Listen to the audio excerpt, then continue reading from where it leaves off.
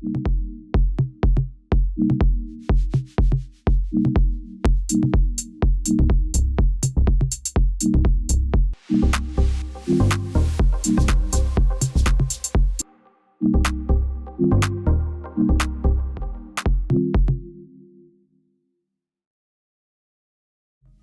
d'abord, est-ce que tu veux bien te présenter avec ton prénom et ta discipline et ton doctorat en quelques mots-clés? Comment on a fait en fait pour la présentation?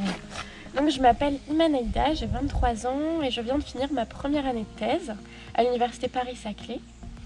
Et voilà, si je devais définir mon sujet de thèse en 3 mots, ça serait mutation familiale et droit.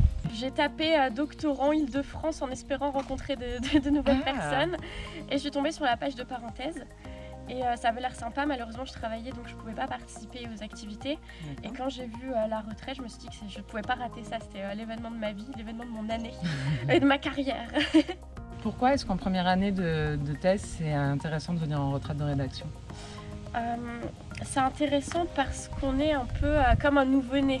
Ouais. On découvre toutes les subtilités de la thèse et puis comme un nouveau-né, on a envie de toucher à tout, on va partout. Et c'est intéressant de se cadrer.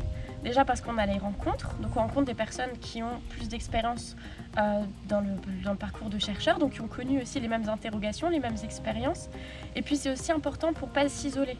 Parce que quand on commence à devenir doctorant, enfin en tout cas pour ma part, moi je connais pas énormément de personnes, enfin je connais personne tout simplement qui fait une thèse. Et on a ce piège-là de vouloir s'isoler, de s'enfermer dans un rythme de travail qui est un petit peu trop conséquent ou un rythme de travail inadapté.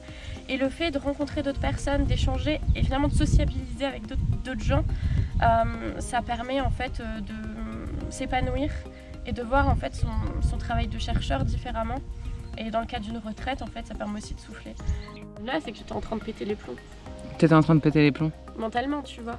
Ouais. Parce que je me sens seule. Ah oui, aucun lien avec d'autres doctorants et tous mes potes font d'autres trucs. Je suis très contente de rédiger. Mais en soi, c'est pas vraiment la rédaction qui m'a le plus attirée, c'était vraiment plus le fait de rencontrer d'autres gens. Et c'est même pas, tu vois, de créer des liens forts et de me dire on va tous devenir meilleurs amis. Mais en fait, déjà voir que vous existez, de voir des gens qui existent et qui ont l'air épanouis et heureux et qui font de la recherche, ça me fait énormément de bien. De voir des 2e, 3e, 4e, 5e années qui tiennent le choc, qui sont debout, qui ont le sourire, qui font des blagues. Parce que c'est vrai que c'est très compliqué, moi ça m'a énormément isolée. Dès la première minute quand j'ai discuté avec les gens ici, je me suis sentie comprise et ça c'est génial. Moi en tant que jeune doctorante, puisque je finis ma première année, le seul conseil que j'ai à donner c'est de ne pas s'isoler. C'est important de se faire parfois violence et d'essayer d'aller vers l'autre. Je ne suis pas non plus pour le communautarisme des doctorants, mais je pense que si on fait le choix de la recherche, il faut quand même essayer de s'accrocher, de ne pas perdre le fil social avec les autres.